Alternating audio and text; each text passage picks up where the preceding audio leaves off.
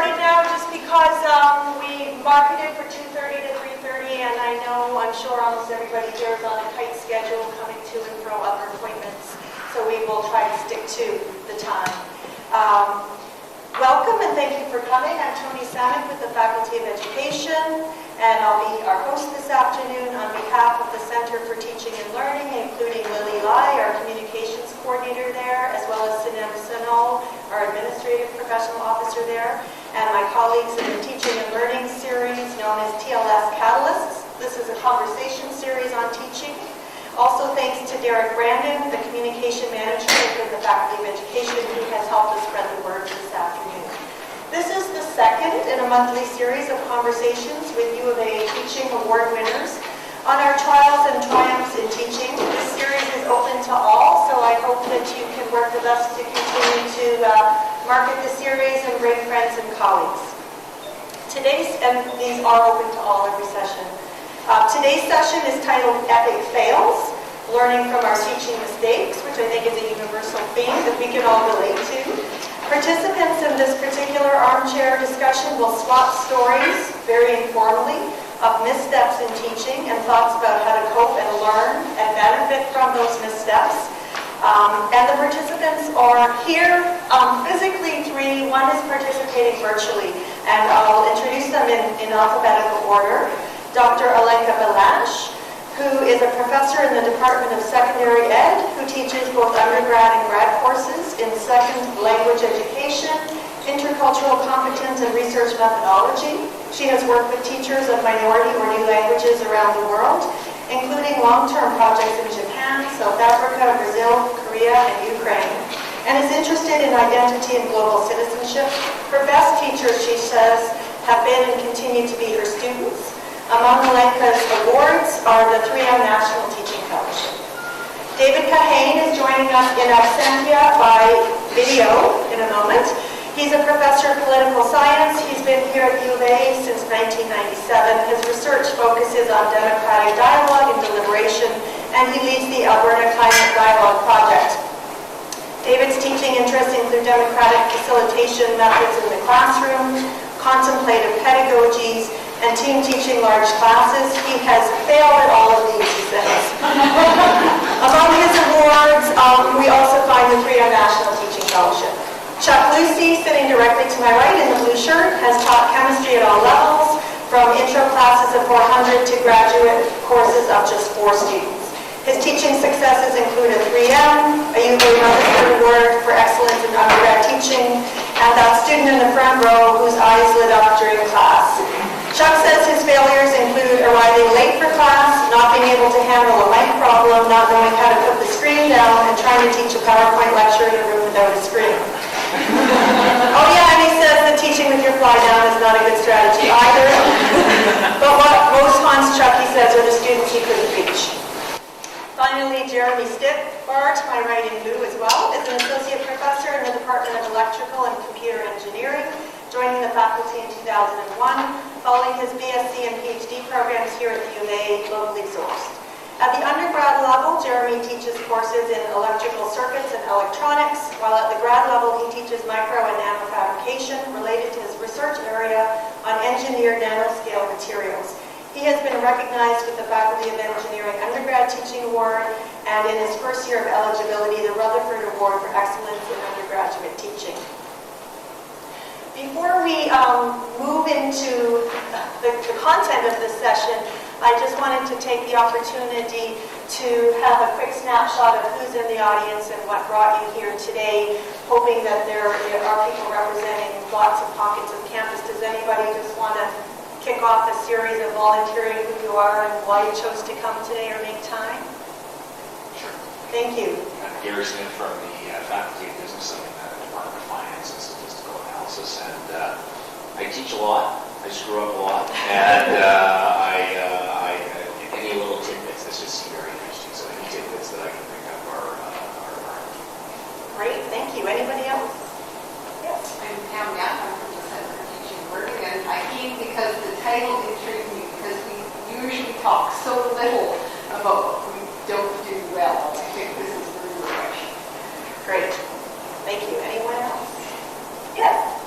My name is Guillermo. I'm a second year accounting graduate, and Dr. was exactly my technology professor last year. He did such a wonderful job teaching that I couldn't believe that he had an epic day. And there might be one today. That's great. Thank you so much. Yes? We're grad students from UofA in medicine, and have been taking a course run by Teaching Learning, and it's just another awesome way to learn. And I also have clients at Wednesdays who That's great. Thank you for joining us. It sounds like we have current teachers, students, and teachers in the making in the room and more, I'm sure. Any last words? Yes? I'm doing science from nursing. I feel as though I invest so much energy and my whole self into teaching, and it's discouraging when I don't get the results that I think I'm aiming for. So I'm here for any tips. Thank you very much. And we will have 3 different discussion topics, and we'll pause. We'll have each of our contributors say a few words, and then we'll take a pause and take inclusive comments or questions from the audience before we move on to the next topic. So there will be 3 rounds with a little bit of opening and closing. So that's how the time's going to go this afternoon. The first round is about simply sharing an epic fail from each of our 4 contributors. We're going to open with a pre-planned, pre-prepared video with David Kahane, who's unfortunately not able to be here this afternoon. He's doing some good public intellectual work downtown, which you may read about in the newspaper tomorrow. So let's roll the video from David Kahane. Thank you for coming, and I'm really sorry that I can't be there in person, but I did want to take this opportunity to talk about my own most epic fail. And there were many failures to go through in trying to decide which one was the most epic, but the one I settled on was the Philosophy 101 supersection in its first iterations. So it looked beautiful on paper. It was 7 professors, a group of eager 100-level students, and each of the professors would really be able to speak to the issue within ethics and political philosophy that was closest to their hearts. And so it was all planned out, and it went disastrously. Students were reading the paper in class, the learning outcomes were lousy, the course evaluations were lousy. When I look back, I mean, one thing that was wrong is the whole thing was put together with a teaching lens rather than a learning lens. There wasn't a lot of sensitivity to who would be in the room. But to me, the more informative dimension of that epic fail was that we really didn't have the structures in place or even the disposition to be listening carefully and from the beginning to what students were experiencing in the class. And then, I mean, the next step there would have been actually bringing them into a conversation quickly and inclusively when we recognized that something wasn't working. So, I mean, I fail again and again in my teaching. If I'm a good teacher, it's because I failed and done something with that. But to me, the move that is really important is that move of opening, of being able to hear when something isn't able to go well, and then bringing students, TAs, other professors who are involved into the conversation about how we should understand what's happening and how we should respond to it in a way that will really improve the experience for all of us. So you can do that with mini evaluations, anonymous mini evaluations for 3 minutes at the end of the class. You can do it, as I often do now, in the first few sessions of a class, really giving students a say in the structure of the syllabus, the assignment structure, and so on. And when that goes well, students move from a kind of client or customer role, where they get to be grumpy if it's not going well, to a role with some real agency, where they're trying to create a learning experience for themselves that's workable. So enjoy the conversation, and I look forward to hearing how it goes. Great. Thank you, David. And I'm really sorry that And Olenka, would you like to go next? No.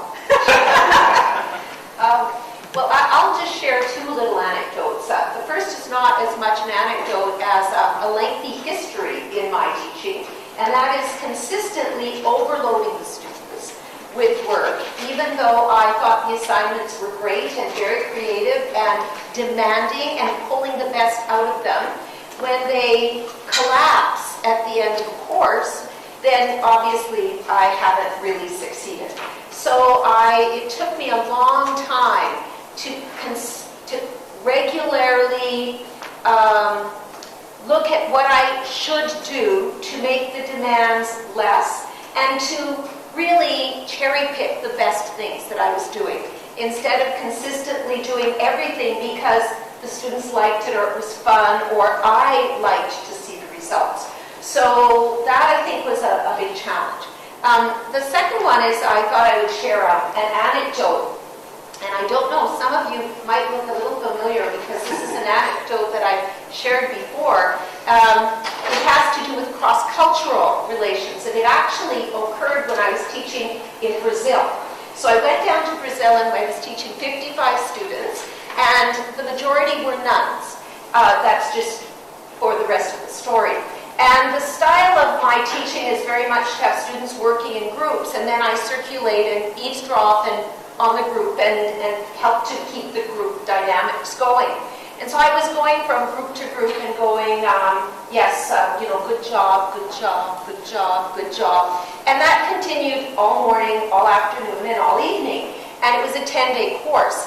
The first day passed, and I felt pretty good about how things went. And then Tuesday came, and it was noon hour. And one of the participants, who was closer to my age and not a nun, said to me at lunch, "Oh, Olenka, in Canada, what does this mean?"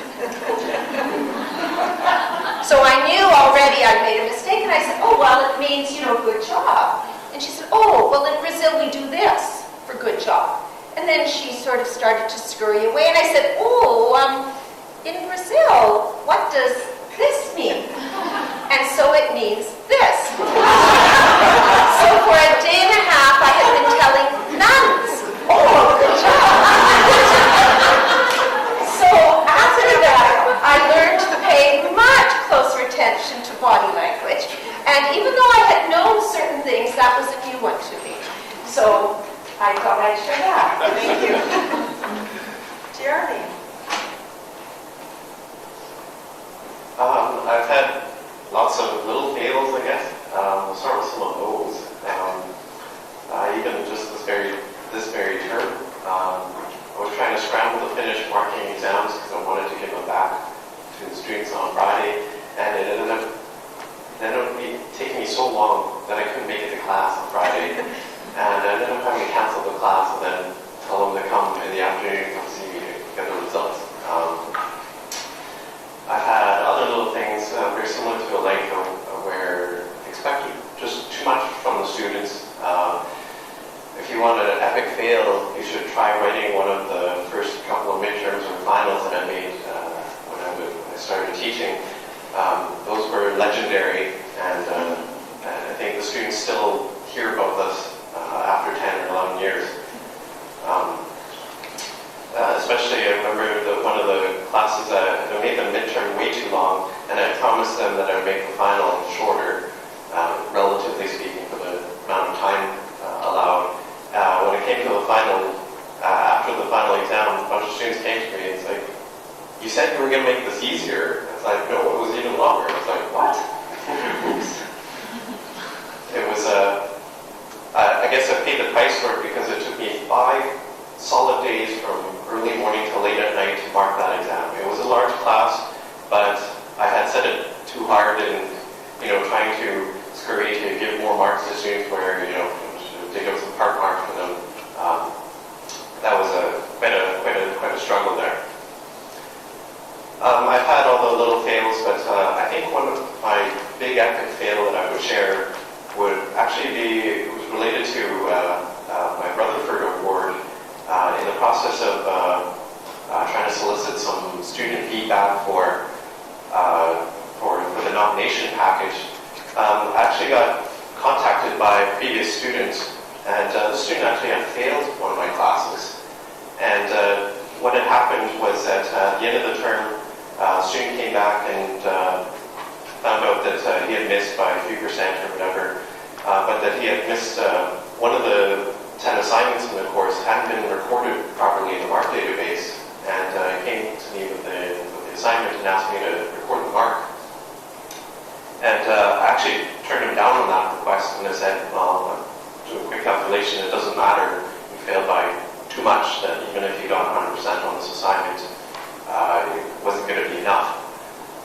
It turned out that I actually really hurt that student because I didn't realize what that really meant to that person. And despite the fact that he didn't earn enough to pass the course, I actually really stepped on him. Thinking back about that, it was not a very dignified thing to do to a person. Because it came, related to sort of my big teaching award that I won later that year, it was one thing that really stuck in my head.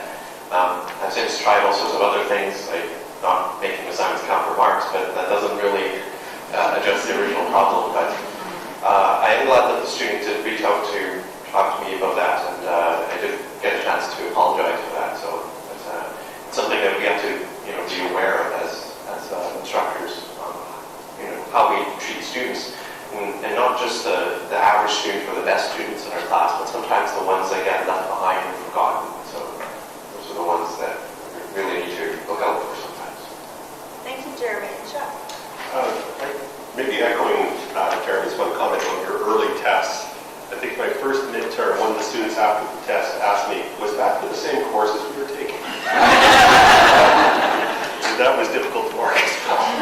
And also maybe pick up on your comment about, it's funny, you get a teaching award, you get weird mindsets. I remember last year, I just had heard that I got the 3M.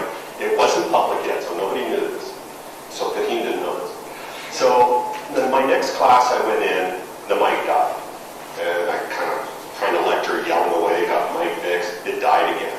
I had a TA in the room with me, so I sent him on, get batteries, because I had forgotten to bring my spare batteries that lecture. So I'm yelling to this class of 400 and really kind of distracted. And finally get the mic back, okay, good, back on the mic, everything settled down.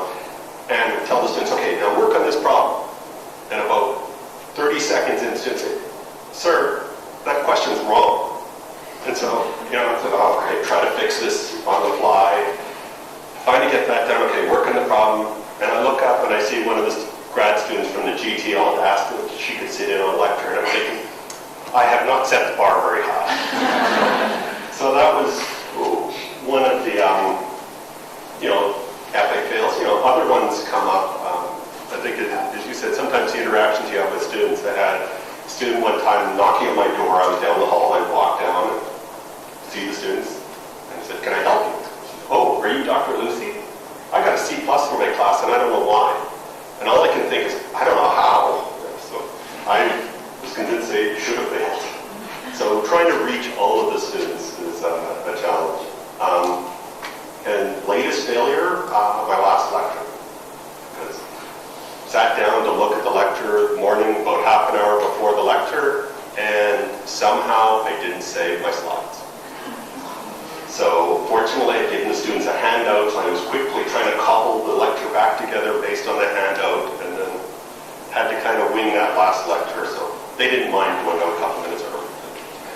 So that's just a few of them. Thank you very much. Does anyone in the audience want to weigh in with a query or comment before we move on to the next round? Okay, if I can sum up what we've heard so far, I think the subtextual theme is not to forget the student-centered part of teaching and learning.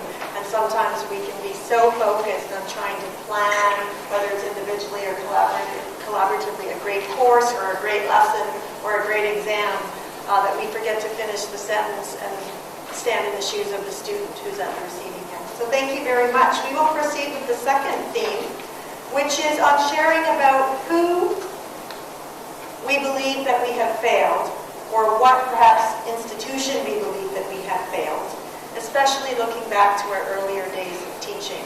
So really internalizing, I think I failed. Who did I let down? What did I let down? Perhaps other than myself. Jeremy, would you like to go first this time? Sure. I thought I was failing all sorts of people. I think one of the big things that we forget when we first start teaching is that those of us who end up being, going into graduate studies and winning scholarships for those and then becoming faculty, but we forget that we were in the top few % of all of our classes. And when we teach, we cannot just cater to those people. We have to look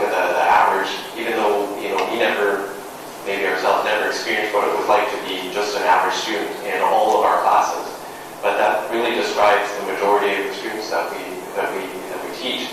And for everyone above the average, there's somebody below the average as well. So, in expecting too much, especially of the students, and trying to do too much or teach too much material, especially being very content-driven in an accredited program like engineering, thinking, oh, I gotta make sure I get through all the contents and everything that I planned to do today's lesson.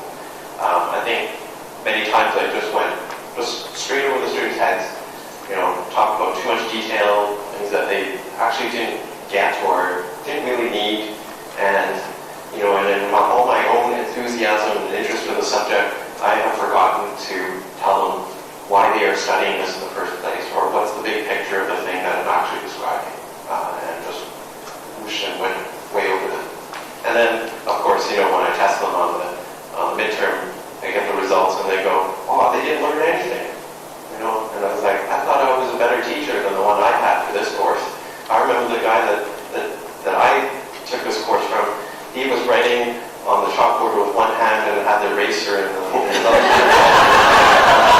And I vowed never to teach that poorly and to make sure that everything was right. And yet, I see on my exams that nobody learned anything. I was like, what's going on here? Thank you. Olenka? Sure. That is a question to which I would have answered in different ways at different points in my career. Before I was a full professor, I always believed that I had been doing my best, taking risks, and not being concerned about tenure or no tenure. But when I reached full professorship, I realized that wasn't 100% true. First time I've admitting that. That didn't mean that I wasn't taking risks, etc. But I was aware that there was something in me that was a little less settled prior to having that new status. So the answer to the question is I realized that there's a continuum of paths, and it's not a continuum of students or work that goes from the midpoint being fail. This end is paths, and then it goes all the way to another end. And so, in line with what Jeremy's saying, some students will just pass, but they pass. And other students are in the mid-range, but they're solid. And then you have students that, if it's an undergraduate course or a master's course, are probably going to continue on in graduate school. And through that kind of thinking, it led me to see every one of my students as citizens. Citizens of our city and our province and our country, or of the world. And in that respect, they will all go on to become voting members somewhere, that they will possibly be parents, and that they will likely have some kind of employment and serve some kind of a community in which they're employed. And in that sense, it's really important to give each and every one of them the most that you can, because what they will contribute in the future is significant. And then I came across some research, which, it was actually an article, so I wouldn't call a sort of a public press article, so I'm not sure I'd call that research, but they quoted research that suggested that many people who go on to make significant social contributions only had a C average at university. And yet they go on and they make, maybe they make, establish a foundation, or they make it possible for some of the research that we're doing to become a reality in society. And that just reinforced that position. We teach people, and all of those people have families. They come from somewhere. They're going somewhere. And I think it's up to us to make sure that their experience isn't just about the content that they're learning, but about the relationships that they form, not only with me, but with everyone in my class. Thank you. And Chuck? Yeah, I think, like Olenka said, I think when I started teaching, I really felt like I wanted to, first off, I was a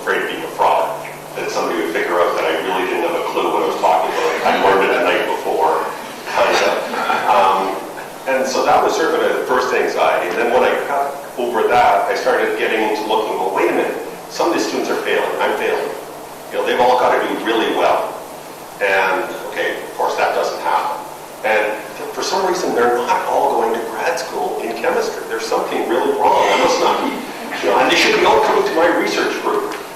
So, there was all these ideas that I had in my head that if I didn't overachieve, it was a failure. And then I think, as Olenka said, I started realizing that some of the students didn't worry about doing analytical chemistry, but they might need it in their career. And so they were engaged in the material, but really in the context of what they wanted to do in the field. And so there would be things that they would study really well and other aspects that they didn't care as much. And that took a while to realize that those students, if I could reach them in what they needed, that was a success. And this really came home to me actually when I was teaching some engineers a few years ago. It was a fourth-year engineering class. It was for analytical chemistry for engineers, which used to be known as analytical chemistry for dummies. You try to teach them the techniques that we use in our field, and they were useless. And this was a frustration. And finally I realized, well, wait a minute, they're never going to do this. They're never going to do chemical analysis themselves. They were going to do, what they were going to do is go to a chemical analyst and ask them to do something.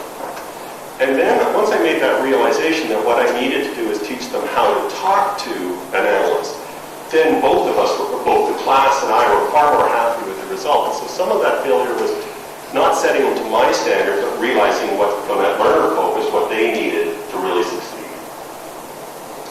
Thank you very much. Well, some of what you've just talked about is perpetuating past teachings, even unconsciously, even though we deliberately set out not to do so.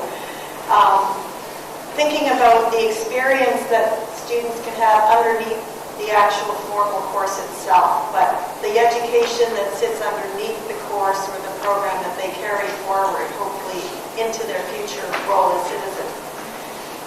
The imposter syndrome, which I don't know anybody doesn't have, that I talk to teaching about. The people that sit around and talk about teaching and teaching failures typically have imposter syndrome. So it's not necessarily a bad thing. I think Olenka has prompted us to openly acknowledge some of the institutional limits that we either consciously or unconsciously impose on ourselves, or we feel that the institution imposes on us. And so what degrees of risk are we layering in and when? And ideally, it's not at the full professor stage where we shed those risks. So what can we do, and having Dean Snart here, the Dean of the Faculty of Education, for example, is a gift. What can we do in working with our administrative leaders in addressing that, so that those starting already as TAs and as contract sessionals and tenure assistant professor, tenure track, begin with risk and not wait for the risk. And then I think from Chuck, we're prompted to think about, it's a really deep point, the measure of success is not to see students following in our footsteps necessarily. This is just a point along the way in a very dynamic, full life and journey. And to create them in the image of ourselves is not what we're here to do in a publicly funded institution, that's for sure. So that, I think we're starting to scratch the surface a little more. Does anybody want to jump in before the third round? Perhaps. Yes? So one question that arises is, how do you generate this self-reflection in students early on? Because I've tried new things in teaching a large introductory course like Chuck has, and that's taught in the winter term. And already by winter, my first year, students are convinced university education is, I show up for classes once in a while, I listen to someone talk, and I go home and I study for exams. And if you try and ask more from them, some of them are actually already rebelling at 4 months into the university education. So I'm just curious of how people generate self-reflection on students or why they're there early, especially in large classes. It's a good question, and I think, again, the answer to that question might be a little different today than it would have been 10 years ago. And that's because many of our students are facing much bigger challenges on the employment scene. So it's not the guarantee that a university education, a guarantee for employment that a university education was in the past. But I think that it is important to sort of be yourself, make mistakes, and have fun. Now, that's a lot easier said than done, because it's taken me a long time to be able to laugh at myself and my errors. And I think that that might be a gender difference here as well, that it's harder, I think, perhaps for a woman to be able to do that, or it was in my era. So once I could do that, and I found, curiously enough, that while I started off wanting everything to be sort of perfect, I found that when I made a mistake, it brought me into the form of a person to the students, and always made for a better relationship in the class. And those mistakes can be silly things like pushing the button in the wrong direction for the screen to come up or not to come up. I remember the first time I did a PowerPoint, I was so nervous. Everyone in class was, far more technologically literate than I at that time, and I'd been postponing it. I knew I had to do this, and I knew I had to do this. For me, I had to get over this, and I had to get over this. And then it was like the second last class, I was so nervous, my voice was trembling. And I said to them, okay, I'm going to try something today that I've never tried before. And I just need you to support me on this. And then when I said this a PowerPoint, they looked at me as like, what's the big deal here? But it really was a big deal for me. So whatever it is, I was honest. And in the end, when I looked at the student feedback, that's when it came through. That, and you have to just be you. And let, I wouldn't orchestrate a failure because nothing can happen naturally. but work with that. And, if you come running in late and you say, I'm sorry, but give a little taste of your personal life, I think that can make a difference. That can make people want to come to class so that it's not a purely technical, content-based transmission kind of a model. Yeah, I guess one thing in terms of content, one of the things I find I do now is I'll put up a problem and I don't solve it immediately. I let the students work on it for a while because I want them to start spinning their wheels. And then actually when I go to start solving it, I don't start solving it. I start going through the question and showing how I would look at the question to start trying to figure out how to address the problem. And then always at the end, I'm kind of, okay, wait, we got this number, pH 12. Does this make sense? And try to get them into the same type of checks that I use mentally to look at that answer, not knowing whether it's numerically right, but chemically doesn't make any sense. And so trying to get some of that self-reflection. The other thing maybe is we tell the students implicitly what's important. If I come into every lecture and every moment I am talking about chemical analysis, I am telling the students explicitly there is nothing else on campus important.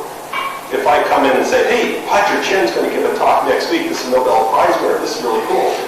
It's nothing to do with the course, but it tells them that there's something else on campus important. I spend a lot of time now talking about the undergraduate research initiative, about undergraduate scholarships for summer research, as I say, about talks, and this is trying to tell them there are other things on campus that are important.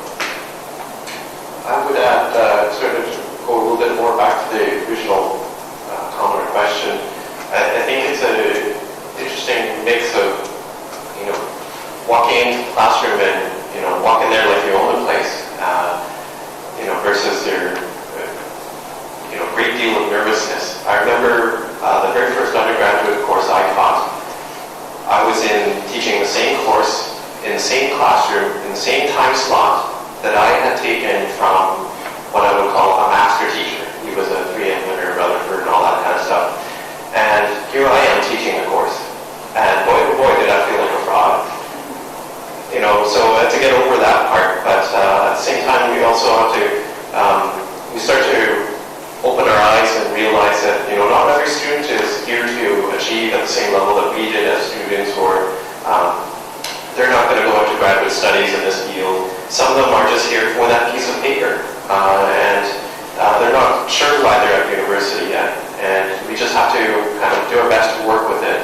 But part of it is we just have to be ourselves and show our own enthusiasm for the subject, and hopefully some of that rubs off on the students.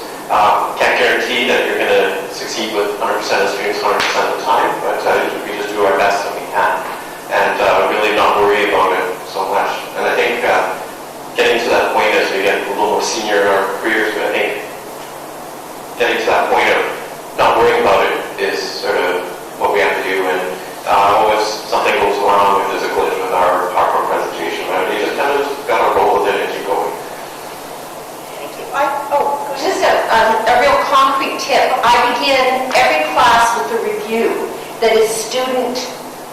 oriented, and that means I don't ask the questions and then, pick different hands. I prepare a set of questions, 4 to 5, and I either put them, I distribute them or they're on the board, and I ask students to do them in 3 steps. And step 1 is to answer the questions from their own memory. And step 2 then is to take another colored pen and to use support as they answer the questions, whether that means their notes or the textbook or Googling something.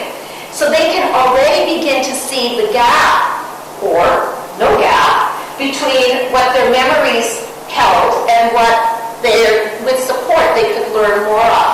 And then step 3, after they've answered all of those questions, is to share the answers with a peer. And then if I'm in a classroom that has tables, then it's the people at the table. If it's not, if it would be like this, I'd say to get 2 or 3 students to do that. And my questions change from class to class by making them constantly going back to the previous set of questions at a sort of higher level. So more application-based or more synthesis that would be required, or more integration of multiple concepts simultaneously. And that helps them want to come to class early and stay engaged. I think it's a really good question, and I think we could deconstruct it and provide a lot of tips, but it's still not a perfect situation. And the question is a great bridge to our 3rd round robin, which is starting to scratch at some of the conditions that prompt success or failure in the academy. This may be a condition where you're never going to have a perfect teaching and learning experience by virtue of there being 400 students in the class with you. At the bottom of my 3M National Teaching Fellow dossier, I had a running footer on each of every 50 pages because, the idea in my mind is always to leave them with one message. And that running footer on each of every 50 pages was the working conditions of teachers, other learning conditions of students. We had a discussion about that recently at lunch. So we're going to move forward with the 3rd round robin, which is really scratching at that surface of looking at the context, looking at the conditions in which we teach, giving ourselves a little bit of a break that some of the teaching failures, whether they're small or epic, some of them are prompted by us and some of them are a reaction to the conditions that we collectively, I think, help to impose on ourselves. We are part of shared governance. I wouldn't say that all of this is imposed on us. We, through our shared governance, impose some conditions on ourselves. Sometimes they help us, sometimes they don't.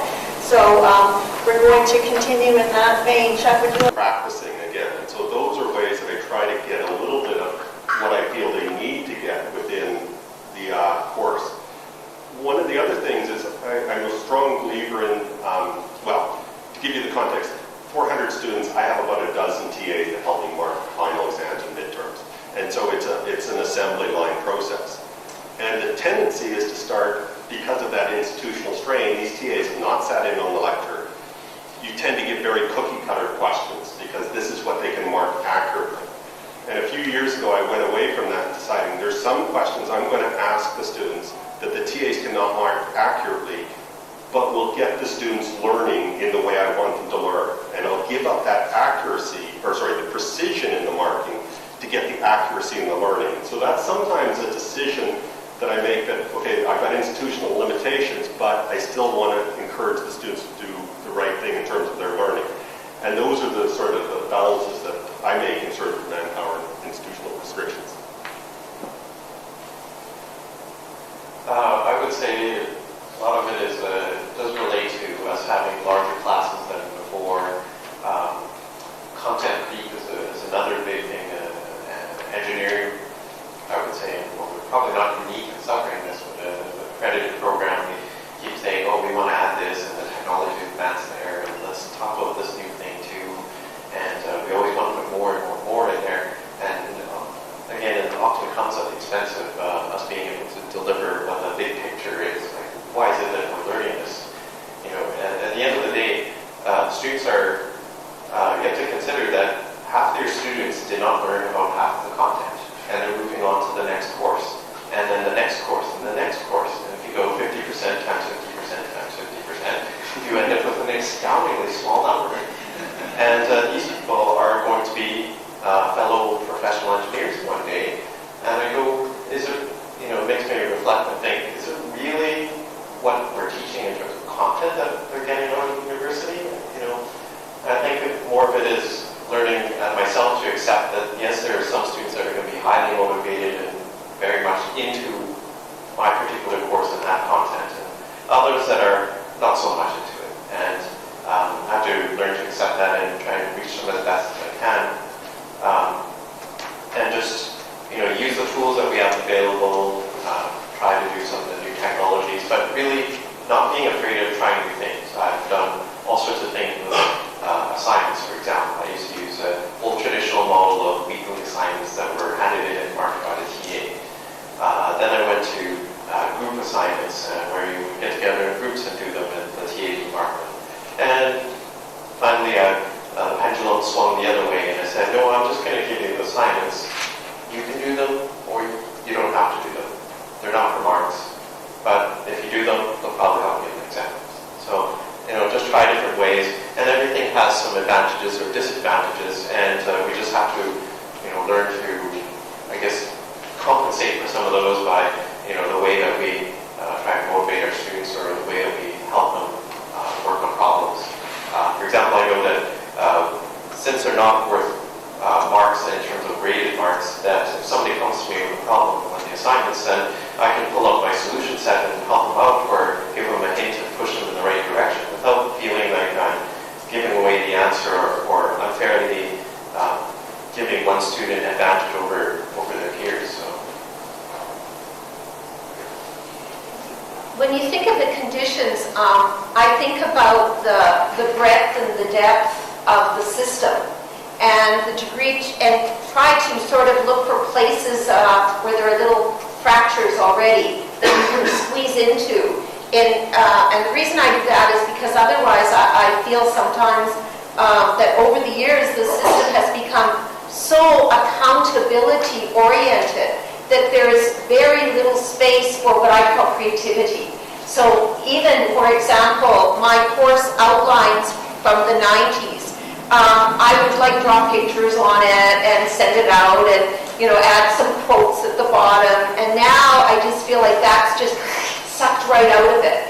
And it's not because I like to draw pictures. It was just like it felt like that was a warmer greeting than just this sheet of paper that's black on white and cold and impersonal. And you begin without a feeling of peoplehood. But I also find that the course outlines now, for example, have to be structured and contain so much information that it's almost impossible to follow an emergent curriculum, which is one of the most student-centered approaches to being able to teach. Because in an emergent curriculum, you wouldn't be defining absolutely everything that you would be doing and telling them on what date you'd be doing it and what value it would have. So it's a sort of a personal conundrum. I try to work with that by creating assignments that are a little bit more open-ended. You could create something that was a reflection on a reading or a summary and a reflection on a reading, and then there's some choice of readings, so therefore I can sort of wait a while until that emerges. But I think that all of us in this room have succeeded because we've learned quickly how the system works. And that can work for or against us. It can be the power that we need to continue to succeed. Or if we see blind spots within that system, it can also act on our conscience to question it and perhaps challenge it and work in other ways to see that it might not be that way. And I just wanted to add one more thing, and that is the way that we work with our newest colleagues or the grad students that are teaching. It seems to me that living by the philosophy that is they have to earn their dues just like we did is not a very compassionate way to live. And so whatever we can do to help with those students or those beginning teachers, I should say, or graduate students, I think it really calls upon us to do that.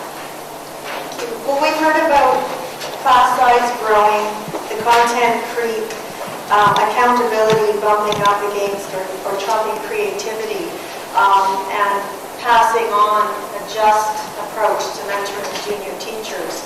I think this raises questions, of course, about minority teachers, teachers on the tenure track, teachers who are in that PhD ghetto, perhaps just perpetually on contract, people teaching with emergent pedagogies, people teaching contested subjects, and then these days, people teaching online.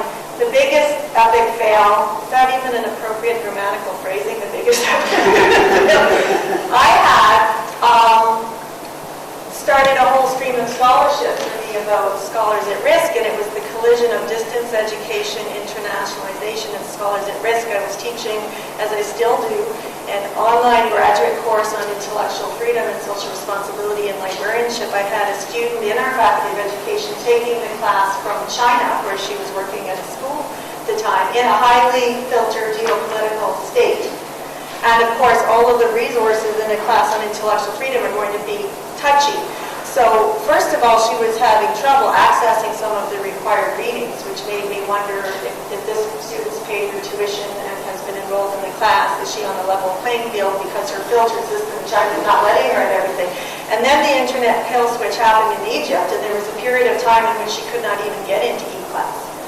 As an experienced teacher with a lot of access to a lot of supports and feeling quite confident that I could be mouthy, quite honestly, if I needed to, about calling people on campus about what's going on, how well have we thought through scholars at risk in the collision of distance ed and internationalization and scholars at risk.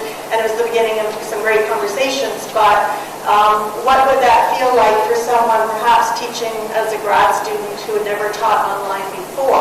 How would a person handle that, and what supports would they even know to access on campus? So in the interest of time, for those that do have to leave promptly at 3:30, we will play David Kahane's closing contribution to this third round robin. And then for those who are able to stay and continue an informal conversation, we hope that some of you will. So let's hear from David one more time. Thank you. Hello again. So I guess I wanted to just leave you with some thoughts about how what I said about failure, what you've perhaps been saying about failure, and how to work with failure relates to the way we structure this whole institution, the University of Alberta. So I think within each of us there's the potential for two different kinds of reactions to our perception that something isn't going well, or there's a challenge that needs to be met. One of them is kind of clenching, right? It's defensive, it's worried about humiliation, it's very controlling. And so at the front of the classroom that looks like, something's not going right, I've got to make it go okay, and it's a very inward move. The alternative is opening, right? Just being kind to ourselves, recognizing that something needs to be worked with, and bringing others authentically into the diagnosis of what's wrong and addressing that challenge. So I think that all applies at the level of governance as well. When we face a tough challenge, 7.2% cuts, for example, you can cling to the power structures we have. You can exclude people from the discussion or give them only very token roles, or you can really open and do something deeply democratic. I think that in the classroom and in governance, clenching and holding on to power structures leads sometimes to real epic fails. And the move of opening actually gets you more sustainable, resilient, intelligent solutions. So I have hopes that there will be more of that in the future than there is right now in how we govern ourselves in this institution. But I guess what I'd say in closing is, if we could govern ourselves differently in this institution, or let's just stay with the space of the classroom, if we can open and include students in dealing with what, from one point of view, is a failure in a particular moment, then we're actually offering them probably the most important education in citizenship and collaboration that we can offer them. That is, they're invited to come inside a problem, understand how it's working, collaborate with others, and really figure out how to go forward. If they learn how to do that within this institution, at least in the classroom, and ideally for me, in actually solving the problems of the institution, then they'll go out there and be able to do the kinds of work we need in a very troubled world. Thank you. It's a great place, I think, to prompt discussion, and it makes me go back to something Sam said. And I think a really good question is, in the face of Campus Alberta and mandate letters and threats to an independent higher education model, in these last few weeks, do we come into the classroom and say, right, this is what was scheduled for today, everybody, we're on module 3, or do we take a pause and have the discussion with our students? I think we have chosen to handle that in different ways, and I think we need to, again, be just about, we will choose to do that and feel comfortable doing that in different ways, but not to be harsh on the person that doesn't feel comfortable engaging in that in the classroom, and not to be harsh on the person that does. I'll give those up front the first opportunity to just carry the conversation forward, and then it's just kind of a facilitated free-for-all, so please jump in where you can. I'm sure by now you sense that we sort of raised the bar in each round robin, closed with quite a powerful video, hopefully taking this idea of acknowledging our failure and acknowledging the importance of reflecting and collaboration and discussing the issues in teaching and learning, and connecting that to the larger context of what we're all dealing with as a community. Well, I'll just share another anecdote. Sometimes I don't open my student feedback for weeks or months. I have to sort of just be in the right space. And I always think it's going to be horrible. Always. Even when it's excellent, I'm sure it's going to be horrible. And then when I open it, and especially in the early years when there were all more individual, how would I put this? A couple people who were dissatisfied. Not really a surprise, but I knew they were dissatisfied, and I would be thinking primarily about them.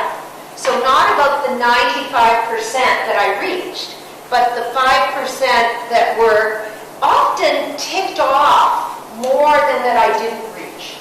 And I've learned that I've spent a lot of time thinking about those students, reflecting deeply on what went wrong and when. And often I know the moment. And if it happens again, I have this, as you can see, I speak with my hands, and I can't really hide what I think or feel. And so if something happens in class, I can just go beet red, and I can feel it from the tips of my toes. It's coming right up to my cheeks. And it's like, please say something and turn around as quickly as possible, but it never happens. So I have to live with that in me, but it makes me think deeply about what happened there. Was I too quick to respond? Did I not listen carefully enough? Did I not consider enough variables at that time? And that, curiously enough, there are two things that my students write that aren't part of the criteria for an award, a teaching award. And if you ever have a chance to apply for an award, I encourage you to do so. Not for whether or not you win, but for the gains in the process. They will ask you to reflect on your own philosophy. They will ask you to look over much of the feedback you got. And it wasn't until that moment that I realized students would typically say, I care, that how important it was that I care. And yet there's no place on any of the forms where that's a criteria. And secondly, they would say that I inspire them. And there's also no place really on the criteria for inspiring students. So that got me to thinking about whether or not that was on the form or the criteria, how important it was to students. And I don't even have to try to do that, because it's sort of just being who I am. But by reaching out and by and some students have said, not that they love my subject area, but you helped us see something in that subject area that we would never have known about. In other words, there's someone that can get that excited about this subject. And that's, I think, what we do here at the university, whatever subject that is.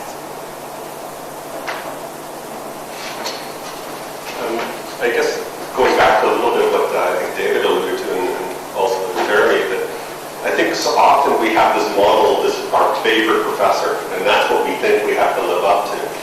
And I still remember I had organic chemistry professors that they draw a benzene ring and every side is exactly the same flavor. I draw one and it looks like a duck. So, so there's things I can't live up to, and I have to start sort of reflecting on what I can do well, what I can't do well. There's things I have to still do that I don't do well because it's necessary for the students to learn. But I have to find my own way through the material and the one that seems to connect the best with the students. So beginning when I lectured, every lecture at the end, I had my notes. I'll tell you how long ago it was all pencil and paper. And I would debrief myself and go through, okay, that one, they didn't get it at all. I saw glazed eyes. This one, okay, this worked. Don't mess with it. And even now, I teach with a tablet PC, and so within my lecture are all the scribbles. I correct the notes. I make a comment to myself after lecture, this is working.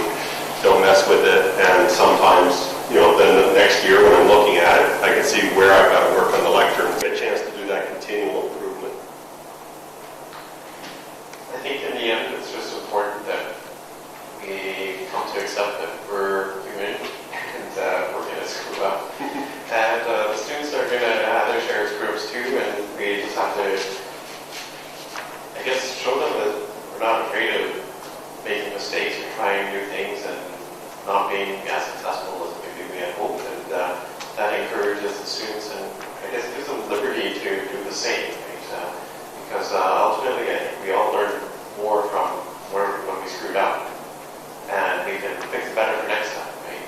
Then we will learn from everything that was a resounding success in the very first try. We actually learned very little or nothing from that. Maybe we just got lucky. Right? So I think we just go with the flow in many ways and let students kind of get out there and explore and show them sort of this is the way to do it and point them out the door and say this is how you go.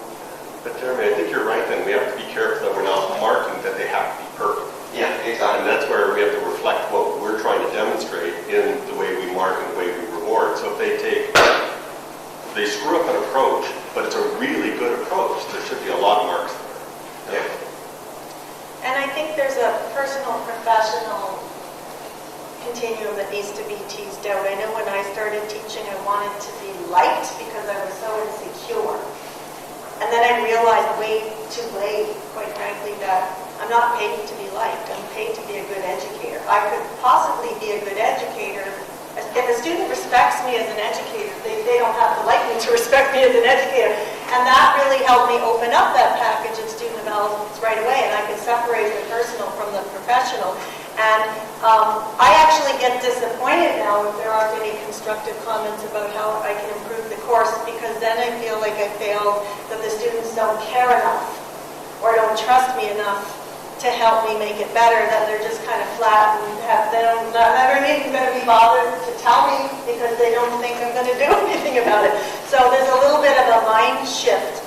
And I also think we can come in very early being obsessed about content and staying 1 week ahead on content. And what we don't spend enough time on is the challenge of pedagogy and the challenge of conditions in which we work and are trying to succeed.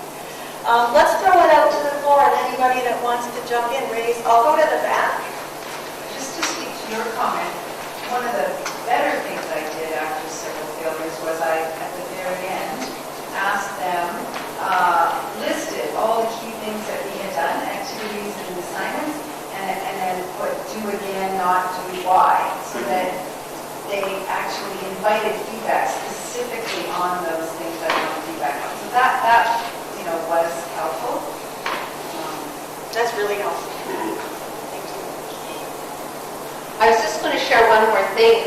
If you, and some of you may have the opportunity to teach a course, and that kind of becomes your course. I've had that happen, and in one course in particular, I completely changed twice. So I taught it for maybe 6 years, and there was something the students were struggling with. And every year I was challenged to figure out, what was it? Why can't they just click here? And then one day in the summer, it came to me. And then I just completely changed that course. And what it meant was changing the sequence of concepts and the way in which I did that. And then things were going really well, and more recently, I've done another complete shift. It's a lot of work, but it's as if in my mind it becomes a burden. Something's not working. What is it? Even though the students are happy and the feedback is positive, something isn't there. And then when it clicks, it's so exciting. So if you're feeling like that, that's great. It does take a bit of time to do, but I encourage you to follow that instinct that you have.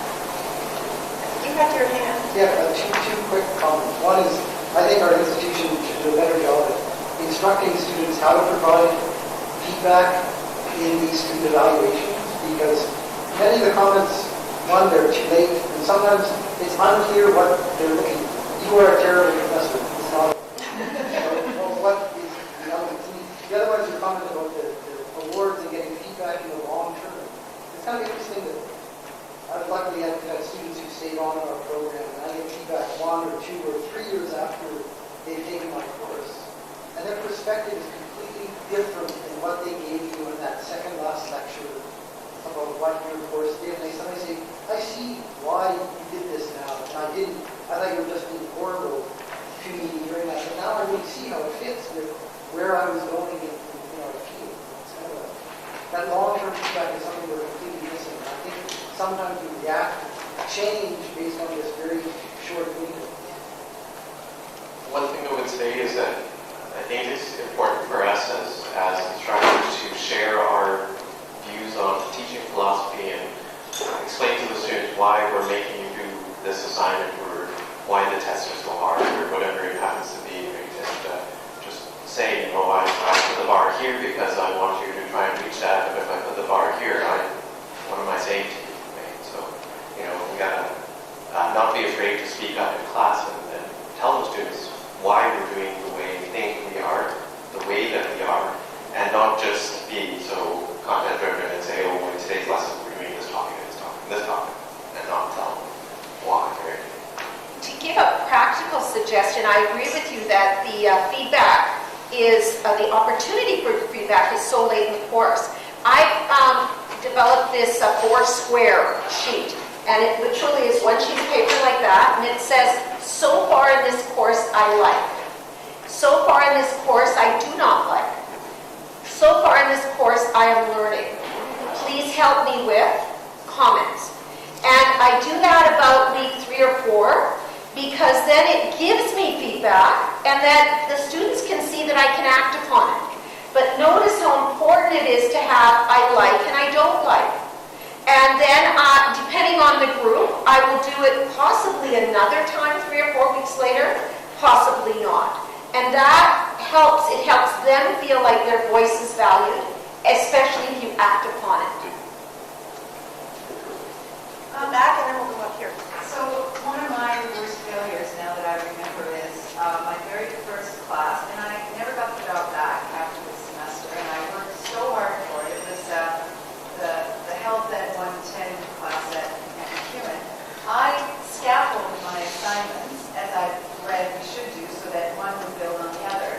And at the very end of the term, they're getting their master killer assignment right when the evaluations are coming out, and they're all upset, and they're all scrambling to finish everything for everyone else. And my colleague is walking in with Timbits, going, oh, I did that in February, not April or end of March. Do you strategically do things in the term, like so that your big assignments, A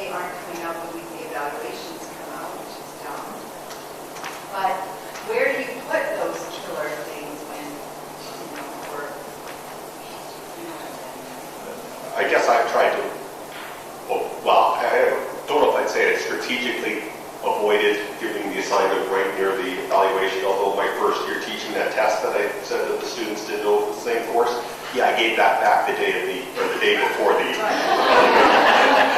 So I don't do that now, but I do think I try to be very conscious of the workload that I'm putting on the students and keeping it as even and as predictable and flexible as possible. For like my online quizzes, students have any time over a week and a half to do that. It takes 2 hours when they do it. But I try to keep it that they have control of their schedule as much as possible so that I'm not leading up to something like that. Yeah, well, I've done the same thing and beautifully scaffolded, but then the assessment comes at the wrong time of the semester. But I think it's a bigger question that relates to the contemporary world of students. I went through the archives for the University of Alberta when it was first formed, and it was very interesting that in the student handbook it says that for every hour of class, each student shall put in 2 hours of their own time. And reading week was reading week, okay? And that's not the general reality. Now that doesn't mean that we should not have some expectation about additional work being put in, but that makes I think a big difference in the context.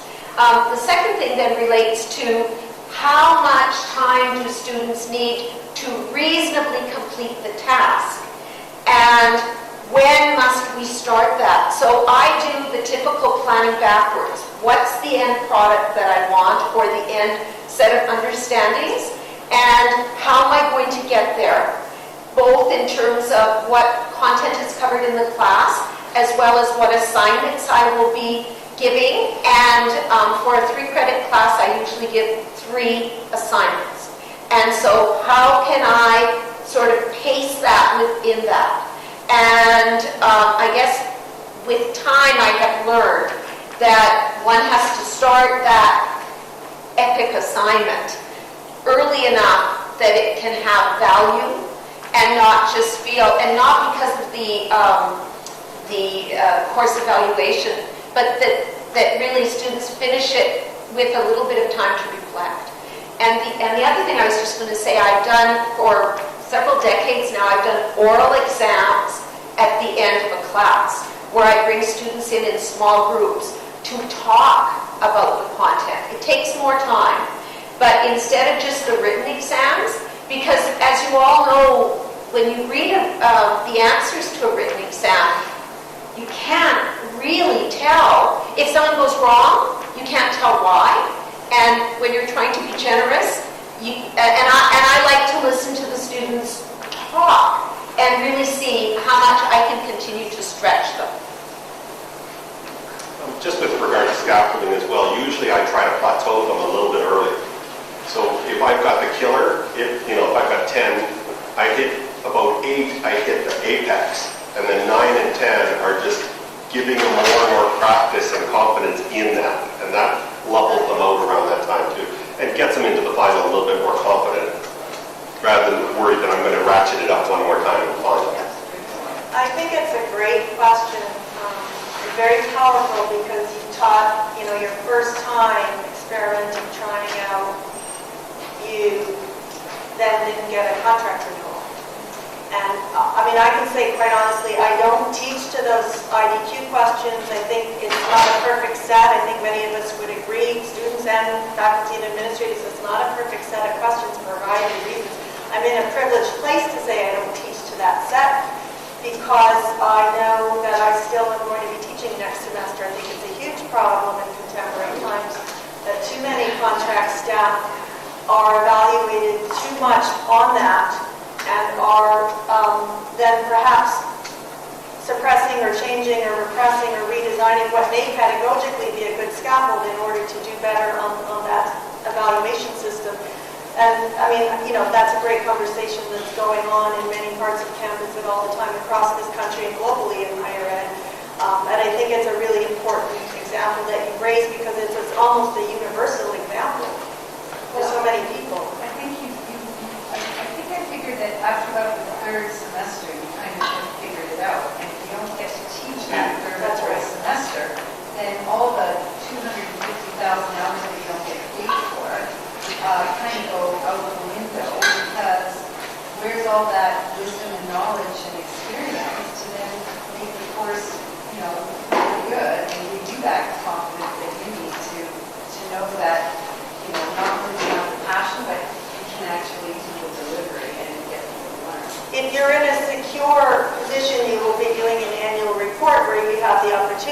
reflect and self-assess one's teaching beyond just that one measure.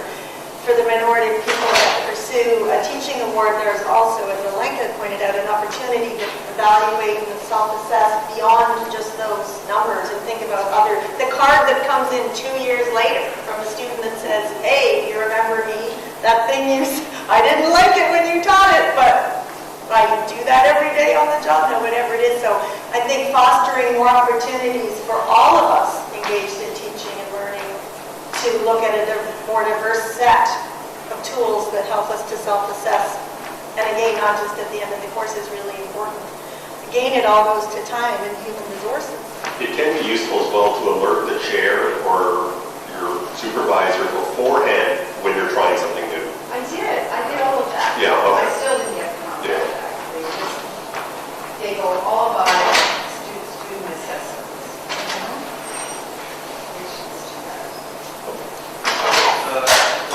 I know that. Start in the front and then move to Benta, okay? Thank you. Dr. Grant talked a little bit about course evaluations in USRS. I like to spend time and give really thoughtful comments on my URX list, but I see everybody else around me in class really rushing to hand them in, and I always feel like I'm the last person left behind. I feel like I'm slowing time in class, so I guess sometimes I'm not. I guess like sometimes the environment isn't necessarily conducive to giving students time. So for the peer evaluation, for a few of my younger class, they had mid-course teacher evaluations of their own. And I feel like when they have had those evaluations, I feel like I've noticed an improvement over time. Actually, so I'm really glad to see professors who do take the time to see student feedback outside of the USRA. And I'm taking a 200-level course right now. It's a class of 30, so it's a really small class. And sometimes there are times when I can tell that the professor's just being a bit quiet. He's just not as confident, but I still feel like he's doing a really good job. And I want to tell him that he is doing a good job. I want to reassure him, but I feel like at the same time I don't want to damage our relationship. I don't want to ruin what he's doing. So I kind of wish that there would be a way to kind of give feedback to possibly real. I just wanted to comment on that. In our faculty, we have had a support staff come in and administer the IDQs. And on occasion, we've also had 2 profs who are teaching at the same time switch classes. So when I've done that, I've actually talked to the students of this other person's class and just said, do you know why you do this? And do you know what role it plays? Do you know that people really look at them? Do you know that these can be used for awards or for FEC, etc.? And most students don't know that. They don't really realize that this is not just and it's just some step in the process. So I'm very glad to hear that you take your time to do that and encourage you to do more of that. Thank you very much. And we had another question or comment. I know that all 3 of you have teaching philosophy out of the several over years. What are some of the important words in that teaching philosophy that describes you?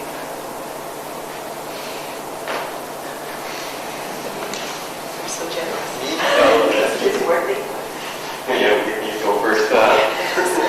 You can make it up. I can make it up. Yeah, since you wouldn't know anyways, right? I was sure kind of know. I think for me, teaching philosophy would definitely be that I'm going to expect the students like this much, not this much. And even if they don't reach all the way up there, it's okay. If I expect only this much from them, then that sends just the wrong message to them. That's why the problem sets are hard. That's why the tests are very, very thorough. That's why students come into my course knowing already from day one why they're in my class, that you don't have to take your class from this guy. You can go somewhere else. You could not take this course in your program or find a way around it. And I noticed there are 2 types of students. There are students who will try and get into my class, and then there are some students that will completely avoid taking a class from me in their programs. So I make that clear, and other than that, it's just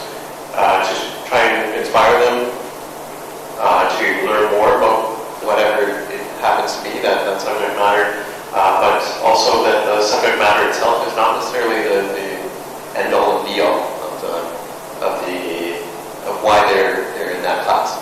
Because a few years down the road, they're going to forget everything content-wise that they learned. But hopefully they learned enough that they know where to go back to get all that. I was just thinking I should know this because I wrote it just a year ago.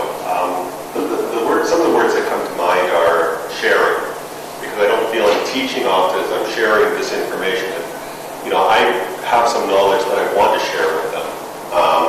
Some of it is I then want it to be relevant, and I don't say real world, I say student world. So if there's things that they're familiar with CSI, I can talk about the analytical chemistry in that context because they are understanding that context. I do use humor, but that's part of trying to just be open and engage. And then finally, I guess I would say I'm fairly reflective in my teaching. I go back and I do statistical analysis of my exams to figure out which questions appear to be working properly, the good students do well, and the poor students do poor on, and which ones also seem to be giving me the type of feedback I need to figure out whether the sections are working. So I spend, as I mentioned, I spend a lot of time debriefing myself after lectures and looking at tests and that type of thing. I can see my visual for the 3M dossier, but I just can't see the words because I just said the keywords. I can't believe it. But I do think one of them is modeling. I make sure that I provide enough examples so that what I'm asking students to do is not a shock, but that it also has a challenge to it. So it's not a replication of what I'm doing, but I've given them some scaffolded modeling, and then it's their turn with less guidance to open it up and be creative. So creativity is another thing. I'm looking for creativity, and I think that there's creativity within the box as well as creativity outside of the box. And I think today's youth are really challenged to think about it outside of the box, and sometimes don't look at what is it to be creative when you have a lot of constraints. And I try to create those opportunities. Another one is relevance and being genuine. Because it's not just, I'd like to create a safe sort of community in which we can be honest, we can challenge one another. I use the word granularity. I introduce 7 key words at the beginning of every course. One is conscientization, another is granularity, and I have these other ones. So, and what I mean by granularity is that I want you to answer the questions, for example, in the oral review, as clearly as possible. And I get students to say things like, "Oh, could you be more granular, please?" And then it's very safe, and they kind of have fun playing with that word, instead of saying, "Well, I don't understand you," or "You're not being clear," because that sounds like a put down. And so always looking at how can we all draw out the best and the most from one another. And to recognize that the minute they say, "Oh, I think I'm going off track," I say, "No, stick with that thought because you've reached your limit.